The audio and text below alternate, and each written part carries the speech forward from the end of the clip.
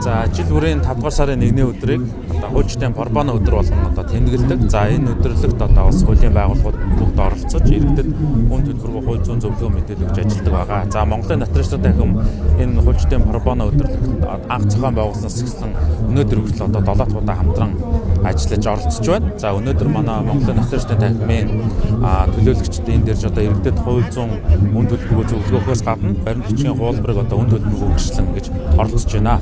Монгол улсад нотариатын байгуул үүсч үзсний түүх 100 жилийн тохиож байгаа. За тэгэхээр бид нэр энэ түүх 100 жилийн байгаа бас хөдөлмөр бүтээлийн өндөр амжилтаар тогтож байна. За энэ хүрээнд бид нэр одоо бас олон улсын семинарыг за мөн одоо олон улсын нотариатын холбооны Азийн хэвлэл комиссийн эдэмшлэгээний хурлыг бас Монгол улсад зохион байгуулж байгаа. За эдгээр хурлууд эдгээр арга хэмжээний үр дүндүүд одоо нотариатын үйл ажиллагааг эрх зүйн зохицуултыг боловсронгуй болгох, дээр нь одоо зайн гэрчлэлийг нэвтрүүлэх. За дээр нь одоо зөвхөн төрийн гэрчлэг чиглэл үүргийг хэрэгжүүлэхээс гадна нотариач бол мөнгө угаах болон терроризмээс санхүүжилттэй тэмцэх энэ гэмтэргээс урьдчилан сэргийлэх, за мөн эвдрүүлэн зуршлын харилцаанд одоо чухал үүрэг гүйцэтгэдэг юм олон улсын сайн туршлага байна.